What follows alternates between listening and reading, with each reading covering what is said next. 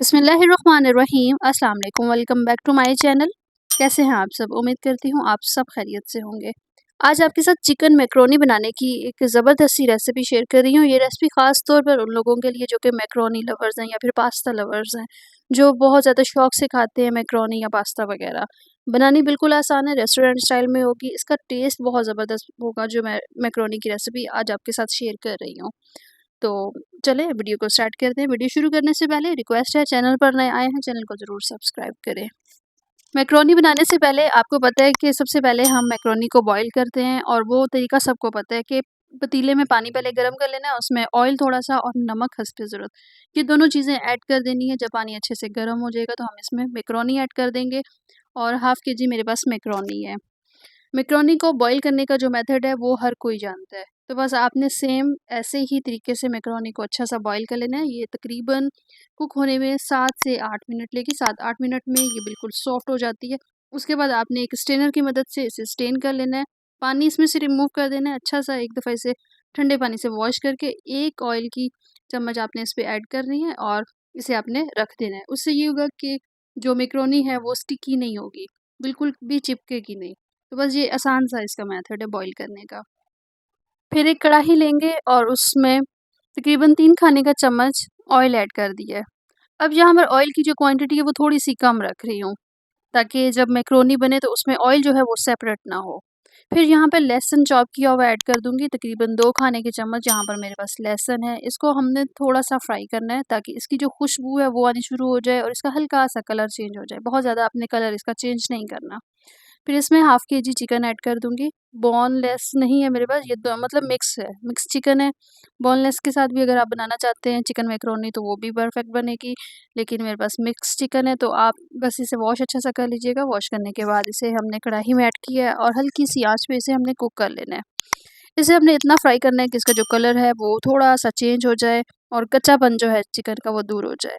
साथ ही इसमें नमक भी ऐड कर दिया ताकि नमक जो है वो अच्छे से चिकन में एब्ज़ॉर्ब हो जाए। साथ चिकन को हम जब थोड़ी देर के लिए फ्राई करते हैं तो चिकन जो है वो अच्छे से फ्राई होने के बाद इसमें से स्मेल वगैरह नहीं आती या फिर कच्चापन इसमें बिल्कुल भी नहीं रहता। अब यहाँ पर इसे हमने फ्राई कर लिया है, चिकन तकरीबन 5 मिनट लगे हैं फ्राई होने में। अब यहाँ पर 100 ग्राम इसमें केचअप ऐड कर रही हूँ, तकरीबन क्वार्टर कप केचअप का है।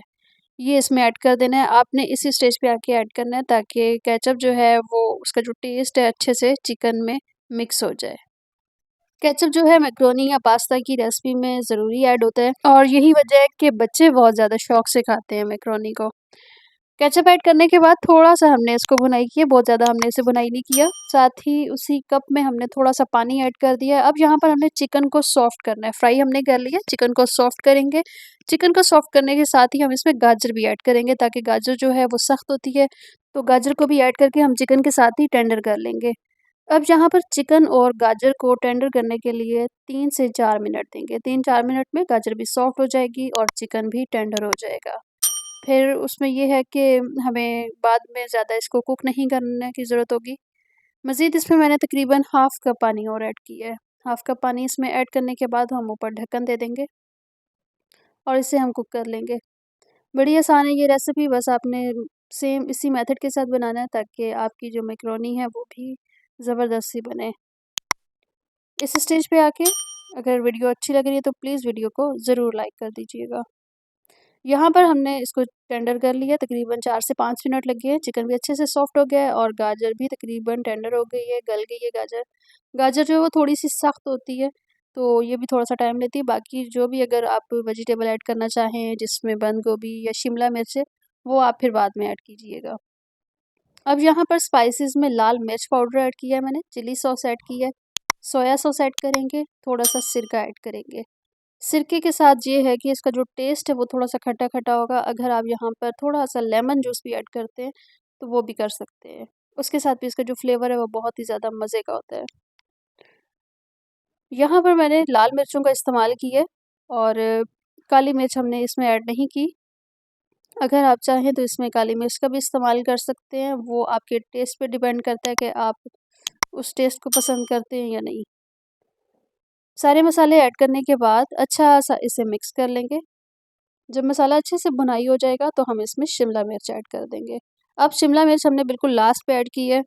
ताकि इसको थोड़ा-सा टाइम मिले बस सॉफ्ट होने के लिए, क्योंकि ये जल्दी सॉफ्ट हो जाती है। इसे तकरीबन 2 से 3 मिनट हम कुक करेंगे।